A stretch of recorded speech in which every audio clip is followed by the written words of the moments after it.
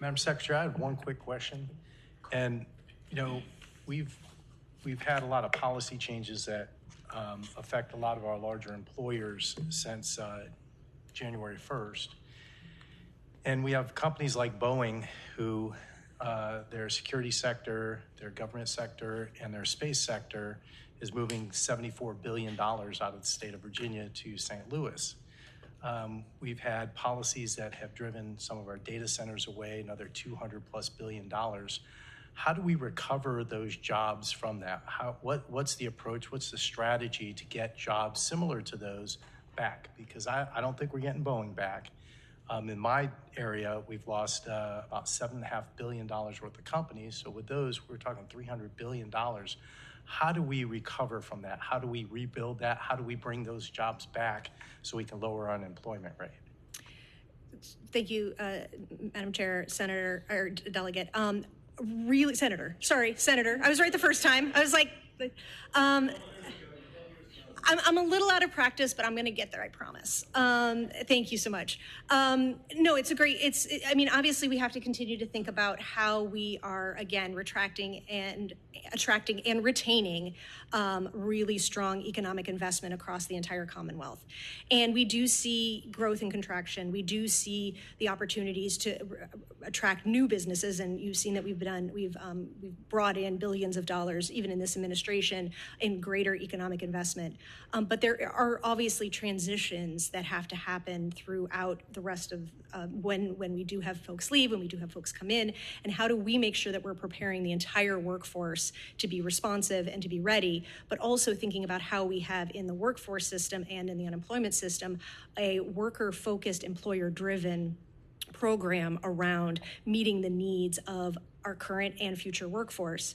I think that the key to all of this is creating good jobs and making sure that we have good job quality, because that's what's going to attract the top talent. And we know that when we attract talent, we can also attract more businesses. And that's why the governor is so focused on making sure that both of those things, top state for business and the top state for talent, really have to go hand in hand. Madam Chair, one quick follow-up, if I may. Senator DeSteph. And this will be my last one on this subject, I promise. Okay, so I've heard like an overall rah-rah strategy, but specifically, we're talking about $300 billion worth of revenue, $300 billion worth of jobs. And we're not talking, low-income jobs. We're talking Boeing, $74 billion with an average annual salary for those individuals of over $100,000. So what are we doing to attract that kind of labor force back into Virginia, that kind of employer back into Virginia? Because I don't know how you do it in the next 10 years, but I'm sure the governor has a strategy. Mine would have been, as soon as I heard Boeing was getting a little antsy with my policies, I probably would have changed my policies and sat down with the CEO of Boeing and said, what do we need to do to keep you here? $74 billion is a lot. Data centers, over $200 billion there, $7.5 billion in my area alone. That's a lot of money, and that's a lot of high-paying jobs. So how do we get them back? Or something better? So, Madam Chair and Senator, you're absolutely right. And the strategies have to be about what it means to be a Virginia employer and what it means to invest in Virginia's economy. And one of the things that I've talked a lot about with our partners at the Chamber and our partners in our industry sectors is how do we think about the obligation and responsibility for all of us to invest in what it means to make Virginia the top state for talent. And that means that we have strong worker protections. That means that we have a strong unemployment system. That means that we have the absolutely the most effective government as possible, so that we are the place where people want to live, work, raise their families, because that's how we attract the top businesses. So I think that that's one of the areas that we're continuing to focus on, but I'm obviously eager to hear more about the ideas that you have. And I know working with Secretary Chenery from our Commerce and Trade Secretariat, as well as with the governor and her team, making sure that we are continuing to do the investments that absolutely are necessary in order to continue to grow our economy, but to continue to make sure that we are growing our economy by creating and sustaining those good jobs. Madam Chair, just one last comment, and I promise not to ask a question on this one, and if I may. I'll allow it. Thank you, Madam Chair. And thank you, but I've operated, grown businesses in the state of Virginia. And I can tell you less regulation, less restrictions, less government interference is a way for us to grow businesses. Back in the 90s and early 2000s, the average annual income in my company was $89,000 a year in Virginia Beach with 600 plus employees. So I know what it takes to build a business like that, and it doesn't come with providing paid family sick leave of 6 weeks a year. It doesn't come from over-regulation and harsh, strict government restrictions. That doesn't attract our businesses. That doesn't help a business grow.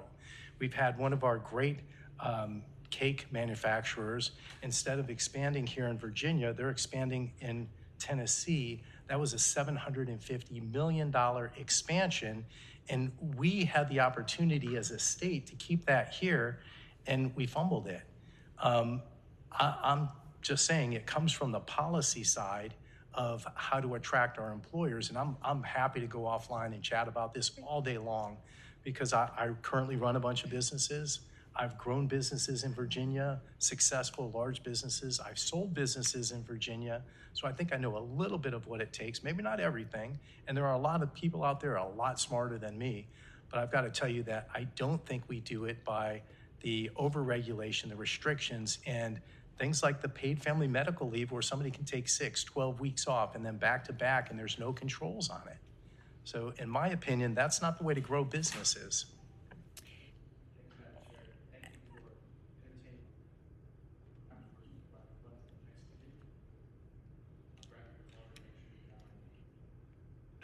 Thank you, Madam Chair and Senator. Thank you so much for that. And I do want to say to everyone on the commission and certainly everyone that our focus is on making sure as we implement paid family medical leave, as we implement paid sick days for working people across Virginia, as we have these new programs that the General Assembly felt were very strong and very important for working families in Virginia, that we are very much focused on making sure that we hear voices from employers as well as workers, and that we are standing up those programs in a way that meets all of the goals that we all share, which is making sure that we have strong businesses as well as really strong protections for workers. So thank you, and I look forward to working with you on those.